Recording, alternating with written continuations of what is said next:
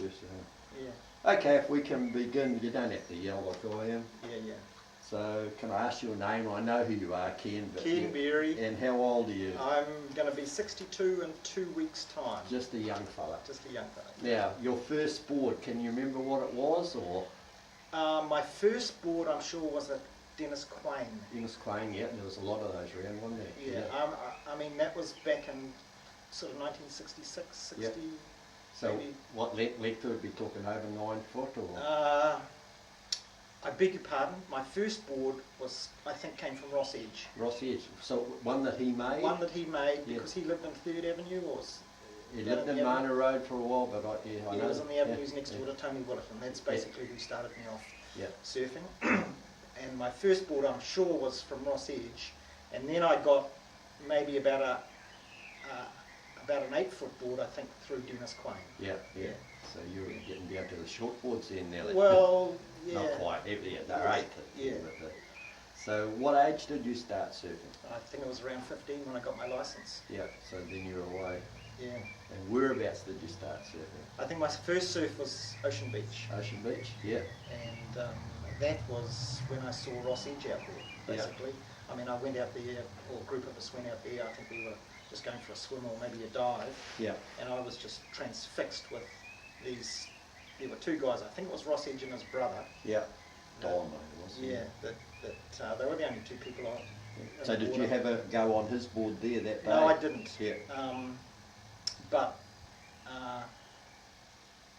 I talked to him, and I think it was sort of like about 2 weeks later, we went out there again, and they were there, and I had to go then. So he was an incredible dude in terms of, he just was a surfer. Yeah. You know, he just was so interested in surfing to the extent that he was making his own boards. Yeah. And that got me going, and once I got going, it took over my life basically. I think him and his brother and Tui Wordley were the first sort of good surfers that really promoted it. That's how I felt it was anyway. Yeah. Tartahi Surf Club, I know you were a member, you were tied up with that. And you entered some of their competitions and did pretty well? Yep, I entered all their contests for a while. Probably the most notable thing was junior champion in 1967. Yeah. You were second. Equal with John Blomfield. That's right, yeah. And that was at Waipu Cove? That was at Waipu Cove. Yeah. And, you know, like we had regular contests, Ocean Beach, Sandy Bay. Yeah. I think they were the 2 main beaches. Yeah. And I think we also used to have contests with Auckland. Yes, they did have some interclub ones. Yeah. Came up. Yep, they did. So here I'm going to ask a funny story. You can tell me a funny story about, you just told me, but you better have it before the camera, about you going surfing. What happened with this story? Okay. Well, as I mentioned before, once I got hooked into surfing, it did take over my life, because when I look back, I think it's probably the best and the most exciting thing that I've ever done. So I used to just live for surfing. Every night after work, when the surf was good. What was frustrating, because I was working at those days, a lot of my friends were not working, and you know, there'd be a sort of a good swell pumping coming in, and then all of a sudden there'd be a wind change, and for me to go to work and dream of those beautiful right-handers at Sandy Bay was just like so painful. And now and again, I was very, very healthy, but I did go through a fair bit of sick leave. I was working for the Inland Revenue government, which were very, very hard to actually get the sack from a government job in those days. But this one particular week, there was a really good swell pumping in at Sandy Bay. I think it was a Tuesday. I rang in and said, no, I won't be in today. Very severe stomach cramps, diarrhea, etc., etc. Shot out to Sandy Bay and just surfed hard out all day on just magnificent surf. Went back in, looking pretty dilapidated on Wednesday anyway from a hard surf, very, very quiet, and appeared to be sorry for myself. Everything went through real smoothly until I went out, got back home from the beach on Saturday, picked up the Advocate, my father said, "Oh, boy, your photo's in the paper." And here's a sort of like a 6x6 inch photo on the back page of the Advocate of Ken Berry dropping and doing a right-hand bottom turn, enjoying a midweek surf on Tuesday at Sandy Bay. So you can imagine that the shit that went down when I got to work on Monday, straight into the district commissioners to explain why I'd rung up on sick leave. So how did you explain that one? You got better in a hurry, or? No, I actually said I could foresee that what was going to happen. I just explained to him, well, the stomach cramps eased, but I still had really bad diarrhea, and it was far better for me to shit in the water than to shit at my desk. So, sorry, that's the situation. And I just had to pull back on the sick leave for a while, but that's what surfing does. You've got to get out there. Can I ask, best surfboard you've ever had? What was your best board? My best board that I ever had was a Super Session made by Graham Allen. Yeah. Would have he been around in 1967? They would have been just starting. 68? Yeah, probably a bit later. I didn't have it in 67. I'm thinking of 68. I went to the Nationals in Gisborne in 67, and I went to Christchurch in 68. Yeah. I think it was the year after. Yeah. I had a board that was 7'4", which was bigger, I think, in those days than just fractionally bigger, because a lot of guys were riding 6-foot boards. But this board had a magnificent nose on it. Yeah. And it was in the era, Laurie, when things were changing a little bit with surfing styles. Yeah. From nose riding and that to some more aggressive surfing, sharp turns and all the rest of it. But I found this board you could do both on it, which I just absolutely loved. One of the biggest disappointments for me was when my board got freighted down to Christchurch for the Nationals. It never arrived. It ended up getting sent to Invercargill. I see. And I had to borrow a board down in Christchurch. So it wouldn't have suited you, this borrowed board? I had Trevor King's board. Oh, yeah. I think he mentioned that. I had Trevor King's board. Yeah. But that board, and I'm sure it was a Super Session. I might be wrong, but the dimensions were maybe about 7 foot, but with a nice rounded, you could still nose right on it. You probably caught the waves early too, but you could caught the waves, but you could still, bob turn and cut back, and very manoeuvrable board. Best rides. Have you ever had one of those days when you've gone to the beach and it's just been perfect and you've had an excellent day? You must have one of those somewhere a day that really stands out where you got some really good rides. One day does stand out.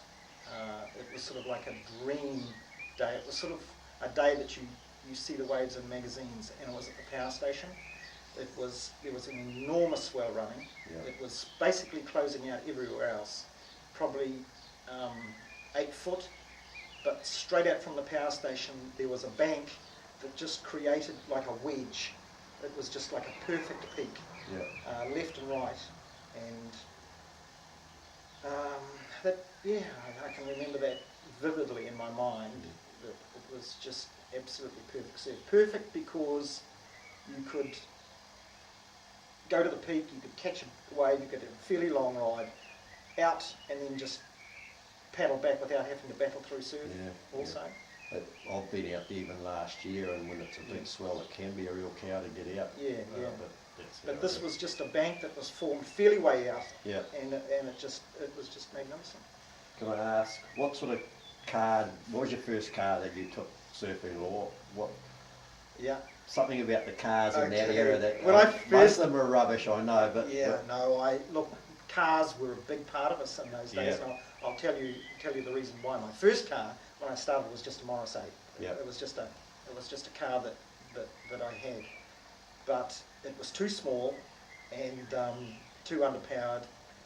And the Blomfield's got a Chrysler, a big 1938 Chrysler, and I had the opportunity to buy a 1936 Plymouth that could fit 3 guys in the front and 3 guys in the back.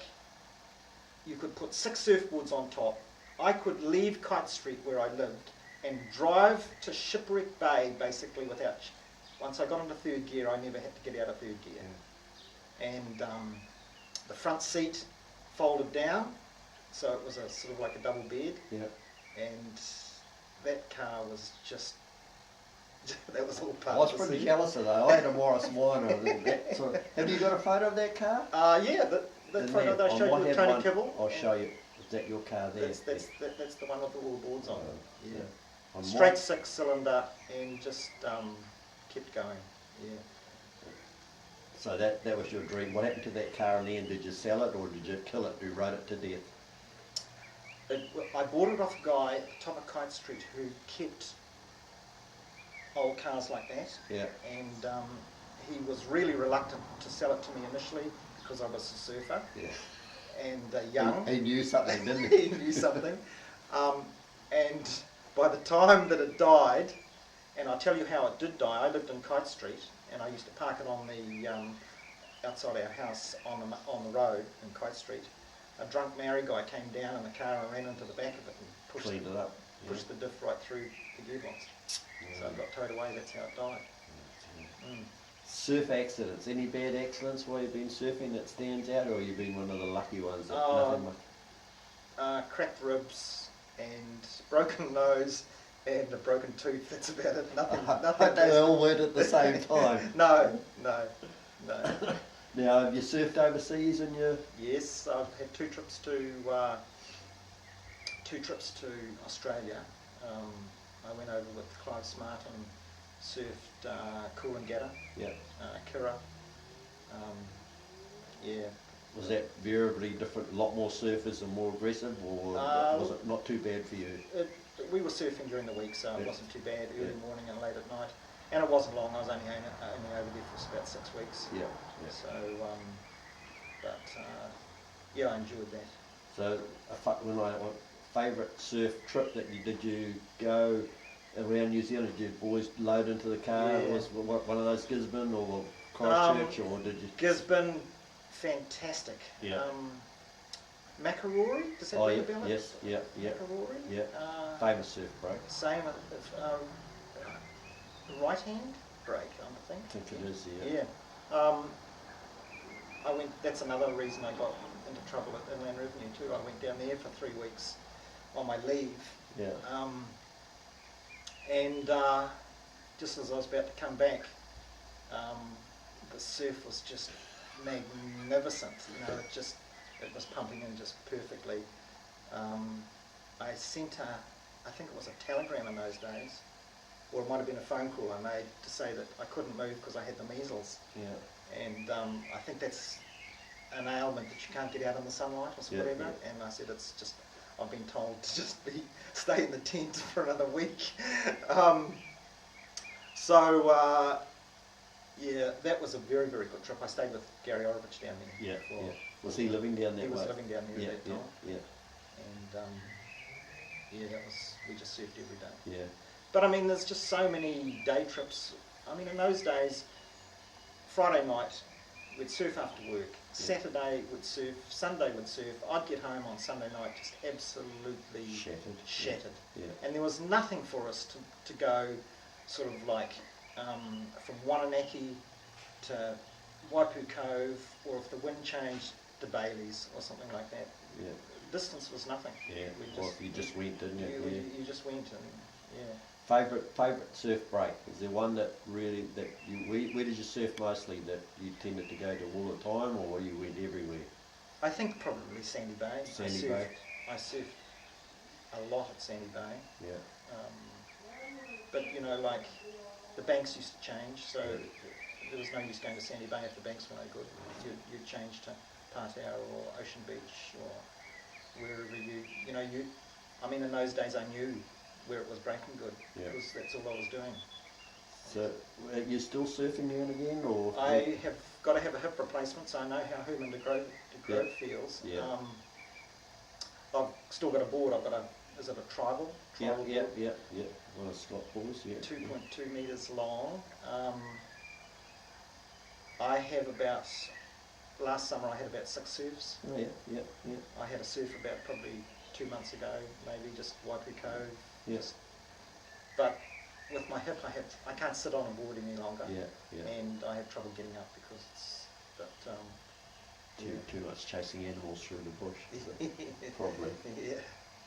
But hip replacement next year, so who Is that knows? already booked in, is it? Oh, yes. Yeah. Yeah, I've got medical insurance, so I can go private.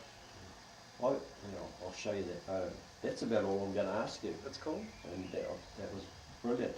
Cool. Brilliant stories. Mm. I'll, yeah, that's just brilliant. Just stories like that. Yeah. And that's just, I don't know what it is. I just started doing this. That's fantastic. Yeah. Yeah.